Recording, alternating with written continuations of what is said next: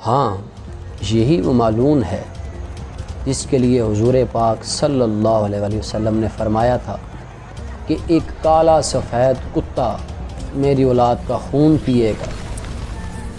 شمر کا باپ ذوالجوشن تھا جس کا تعلق بنی کلاب کے قبیلے سے تھا۔ شمر کو برڈز کی بیماری تھی جس کی وجہ سے اس کے منہ پر کالے اور سفید نشان تھے۔ جب امام حسین علیہ السلام کربلا پہنچے تو شمر نے عبید اللہ بن زیاد کو تشدد کے لیے اکسایا۔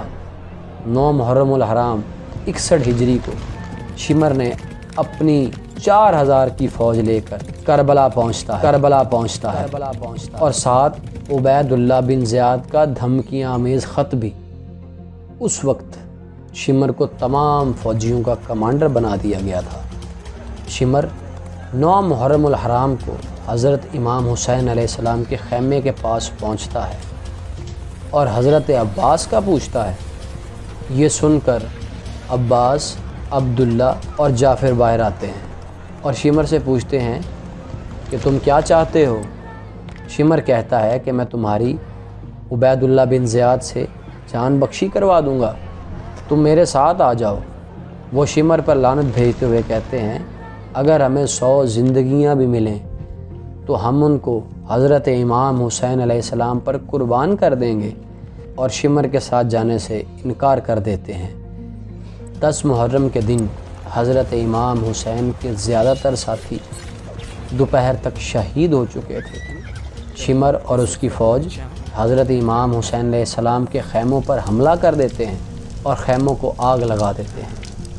شمر اپنے فوجیوں کو امام حسین علیہ السلام پر تیر برسانے کا حکم دے دیتا ہے اور پھر ان پر حملہ کر دیتا ہے، اور شمر ہی حضرت امام حسین کو شہید کر دیتا اور اپنے گھوڑے ان کے جسم مبارک پر دوڑا دیتا ہے، اور پھر ان کے سینے پر بیٹھ کر ان کا مقدس سر مبارک کو کاٹنا شروع کر دیتا ہے۔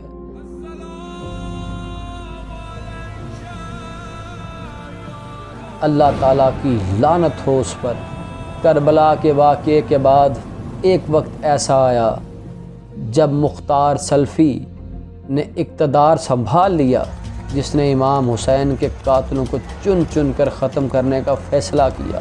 66 ہجری میں مختار سلفی نے شمر کے خلاف جنگ لڑی، جس میں مختار سلفی نے شمر کے سبھی فوجیوں کو موت کی گھاٹ اتار دیا، اور شمر وہاں سے بھاگ کر کوفہ کی جانب روانہ ہو گیا۔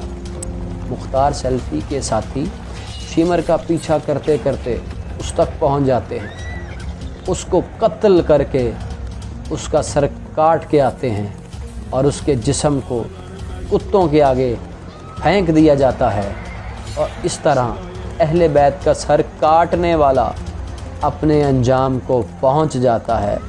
اللہ تعالیٰ ہمارے دلوں کو اہل بیت کی محبت سے بھر دے، آمین ثم آمین۔